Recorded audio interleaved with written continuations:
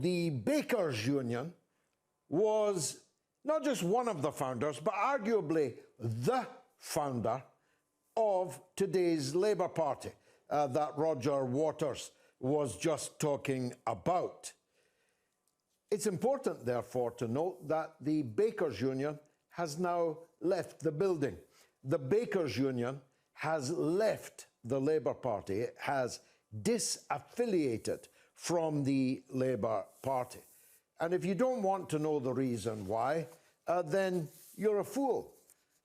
If you're a Labour Party member and you don't want to know why one of the party's original pillars can no longer stomach it, or if you are someone who just believes, like me, that every country needs an opposition if it is to be called a democracy, and the opposition isn't functioning as Keir Starmer's Labour surely isn't the only party ever to finish its conference and go down in the opinion polls, then I think you are being very foolish.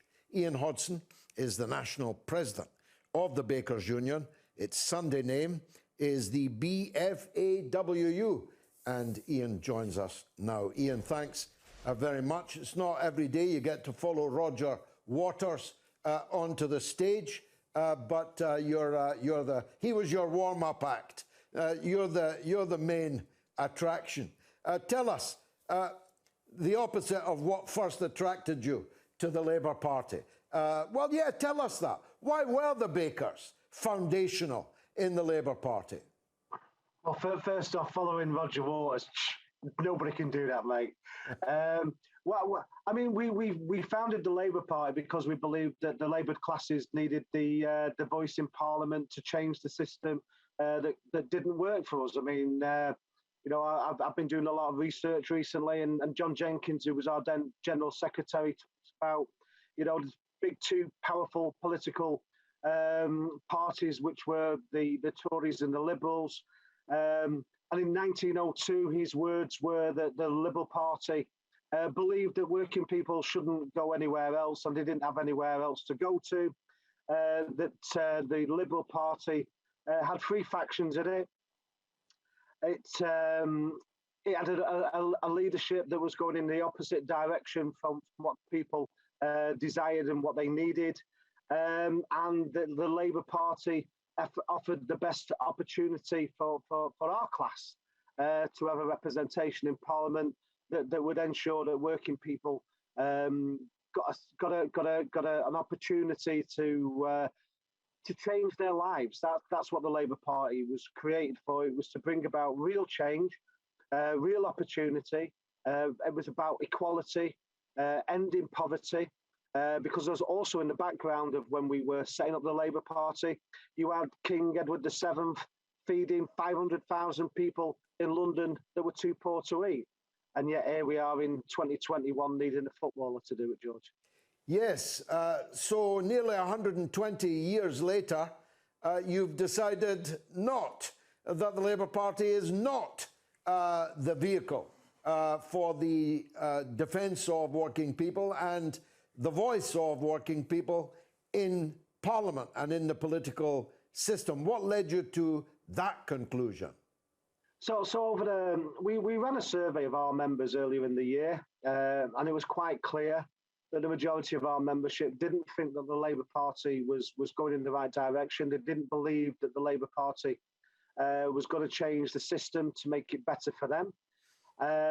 Obviously, recent events have made our membership quite upset. I mean, in 2016, first off, they suspended our General Secretary. And then more recently, they threatened to auto-expel me for actually the organisation that I was with, or they accused me of being a sponsor of, which I wasn't a sponsor of,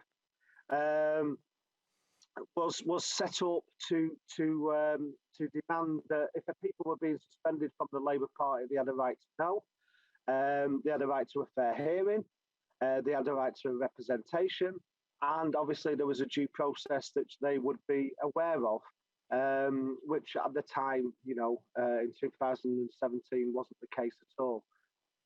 So these are what are described colloquially or popularly as the witch hunting of the supporters of the former leader, Jeremy Corbyn, who is himself witch hunted now, is no longer a Labour MP. So the ex-leader of the Labour Party just a couple of years ago and the union that set the Labour Party up nearly 120 years ago are now both outside of Labour. What does that tell us? Well, it tells us a lot. I mean, obviously, obviously, our relationship with Labour goes back even further than that. I mean, we was addressed as an organisation when we was, in our previous name as the Operative Bakers. We were taking joint action with the Jewish bakers in the East End of London, and we was actually addressed by Keir Hardie in 1893, which obviously led to probably our relationship with the Labour Party and why, we felt so strongly about setting it up. I mean, because today's like this. I mean, we've just seen in the last week that the idea that people go to a Labour Party conference, pass motions, and then for the shadow ministers to come out and say, well, now is not the time, or they're not going to honour those things, is incredibly poor. I mean, I took part in the Chulo meeting on the Friday before the conference started, where we had a consensus of opinion about the real changes, for example, but they paid no attention to the fact that trade unions have particular structures which we have to, follow internally, and they decided to ride a horse and carriages through union structures. So quite clearly, in their opinion, they don't care about the trade union movement. And one of the things that came over loud and clear at the recall conference that we held was that people thought that conference was awful. They thought that the Labour Party conference, displayed a view that was going backwards, that it wasn't going to raise the opportunities and improve the lives of the people that we represent. In fact, people thought it was very hypocritical, for example, that Keir Starmer in 2019 came and attended and supported our call for £15 an hour when our members were on strike. But it was more than just a strike for McDonald's workers at that particular time. It was part of a new campaign, which was launched by the CWU, which we took part in, which was called a New Deal for Workers, and to deliver £15 an hour. And yet here he is, basically forcing his employment minister, who produced the best document of the Labour Party, to resign. After he told us at that meeting on Friday that they were open on the issue of £10 an hour. And quite clearly they weren't. I mean, if they haven't got the aspirations just for making sure that workers get, paid a wage they can afford to live on, I mean, what does that say about today's Labour Party? Indeed.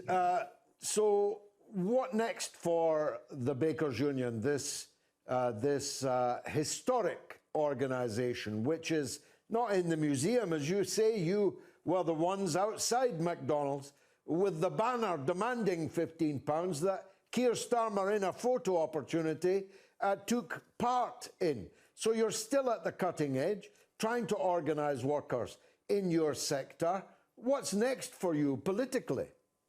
So, I mean, obviously, we're going to do more politics. I mean, leaving the Labour Party doesn't mean that we stop doing politics. What it means is that, instead of wasting our money on the Labour Party, we're going to invest that into setting up in communities. So what we will be doing is we'll be setting up in community centres.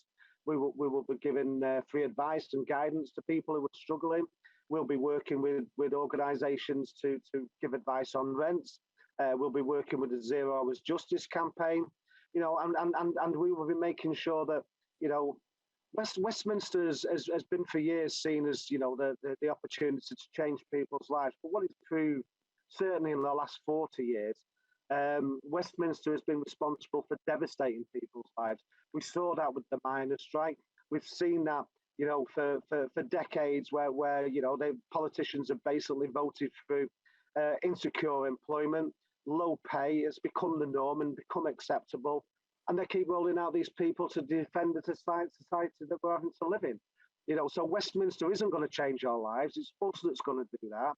And the Bakers Union is going to play a key role in making sure that we educate people in the workforce and educate people in our communities to build a better world by making sure that we understand it's through our solidarity that things will change, as it's always been through our history. Well, very briefly, Ian, the Labour Party must have been deeply wounded by your departure. Have they been on the phone crying? They absolutely haven't. I mean, that was another thing that obviously disappointed, our delegates, was the fact that we tried to set up meetings with them since June, and they committed to meetings, but then they failed to arrange those meetings. And basically, the only correspondence we've had with them since June was my letter of auto expulsion. We did meet with Annalise Dodds. We did meet with Angela Rayner. We did put a proposal on the table to them to try and avoid the need to disaffiliate. We gave them until 1 o'clock on Tuesday, and their response was deafening. Well, in my opinion, it's not the opinion of the show or the station. You're well rid of them, I must say. Ian Hodson of the Bakers Union, I take my hat off to you. Many a baker's dozen of successors to you in the next period.